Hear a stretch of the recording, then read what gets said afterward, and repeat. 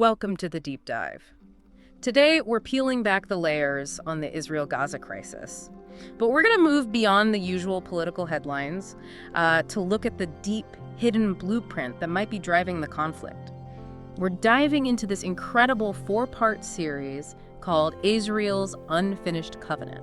That's right. And that series offers, well, what you might call a vital psychological X-ray of the whole situation. Psychological X-ray, I like that. Exactly. Its mission really is to reveal a foundational pattern that's far older than any modern state. Yeah. It helps us understand why this conflict feels so charged, so fated, so impossible to solve with politics alone. Right. It feels like it's just the latest chapter in a much, much older story. It's just the conflict is simply the continuation of an unhealed ancestral wound. So let's unpack that journey. The series is broken down into 4 stages, right? Four key stages. It starts with the origins, tracing that first fracture. Then it moves into the trauma, which they define as Israel's primary problem. Okay, and after that comes healing. By addressing that ancestral story, yes.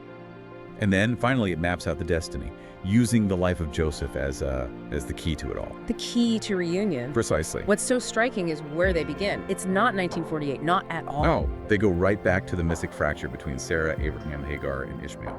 Way, way back. That moment, the expulsion of Hagar and Ishmael is identified as the primordial wound, the ancient separation that was, never truly settled. And the argument is that what we see today Is the inevitable echo.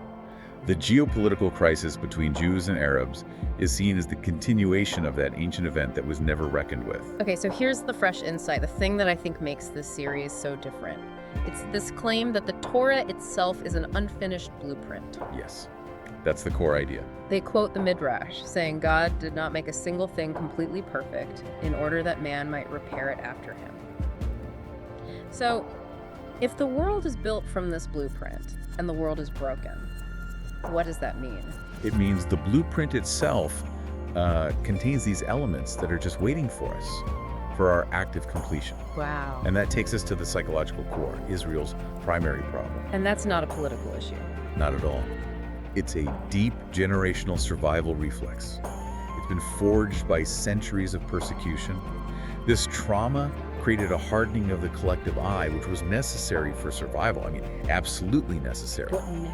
But now it manifests as a kind of self-fulfilling prophecy, where the fear generates the very hostility it's trying to avoid. That's a huge transition. The idea that a necessary survival instinct now needs to be softened. So how does the blueprint guide that shift from separation to reconciliation? That's where Joseph's story comes in. That's the map. Part 4 details his destiny. Joseph is presented as this prophetic figure of reconciliation. The one who is cast out by his brothers. Exactly. Betrayed, cast out, yet he rises to become the unifier, the one who sustains everyone, including the family and the nations who rejected him. His life becomes the pattern for restoring brotherhood where rivalry took root. Okay, but what about some of the language? I was struck by this phrase, to gore the nations together. That sounds intense. It does sound intense, but it's not meant violently, not in a physical sense. Think of it as an alchemical term. Alchemical. Yes, it refers to a transformative, uniting force. Joseph's wisdom and his spirit. They unite what was divided. The series decodes these ancient sources, like the reference to the Stone of Israel, as a force that transmutes separation into a conscious unity. This is the sacred completion that was promised. I see. And that level of analysis must be why the viewer endorsements we've seen are so powerful. People call it a revelation. They talk about a profound clarity and say it's a perspective they've never seen before. It obviously connects on a really deep emotional level. I think the core takeaway, really, for you listening, is this. The struggle is not merely political. It is the continuation of an ancient ancestral pattern that is just awaiting its sacred completion. And healing requires actively restoring that sense of brotherhood by confronting the original wound. So what does this all mean?